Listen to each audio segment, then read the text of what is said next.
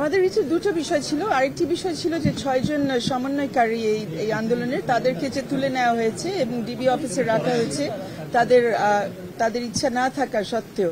বারবার বলা হয়েছে এবং আপনারা শুনেছেন যে সরকার পক্ষে যারা দাঁড়িয়েছেন আদালতে ওরা কয়েকদিন ধরে বলেছেন যে তাদেরকে ওখানে নিরাপত্তার স্বার্থে রাখা হয়েছে। ওরা বের হয়ে ওরাই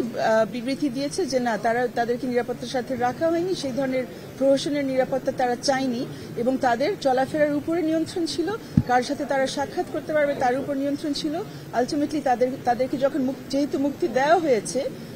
মুক্তি দেওয়ার কথাও বলা হয়েছে, তারা নিজে নিজে যে বের হয়ে আসছে তা না, কেউ তো তাদেরকে মুক্তি দিয়েছে এবং তারা যার তত্ত্বাবধানে ছিল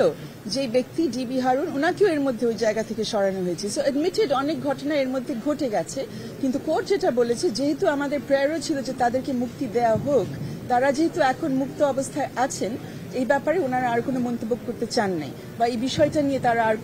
কোনো নির্দেশনাও দেন নাই। কিন্তু আমাদের একটি কথা রয়ে গেছে যেটা কোর্টে নিষ্পেষিত হয়নি, যে তাদেরকে কোন অধিকার বলে, কোন আইনের বলে তাদেরকে এতদিন রাখা হয়েছে। এবং আরেকটি প্রশ্ন যেটা এখনকার এই মুহূর্তের জন্য খুবই জরুরি, যে এরকম করে আর যাদেরকে তুলে নেওয়া হচ্ছে, ডিবি কাস্টডিতে রাখা হচ্ছে, অজান্তে বিভিন্ন জায়গায় রাখা হচ্ছে, তাদের ব্যাপারে আমরা কিভাবে প্রতিকার চাইব এবং এই ব্যাপারে আমাদের যে আবারও আসতে হবে, এই বিষয়টা মনে হয় এখনো খোলা, এটা নিষ্পেষিত হয়নি। আদালতে এই ব্যাপারে কোনো কিছু আজকে বলেন নাই, শুধু বলেছেন মুক্তি পেয়েছেন, এই জন্য আমরা এই বিষয় নিয়ে আর কিছু বলবো না। কিন্তু তার মানে না,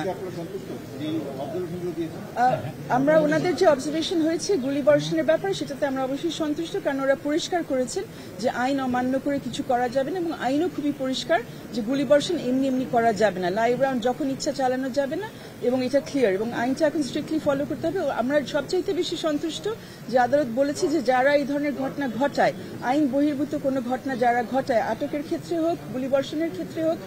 তাদেরকে জবাবদিহিতার মধ্যে আনতেই হবে।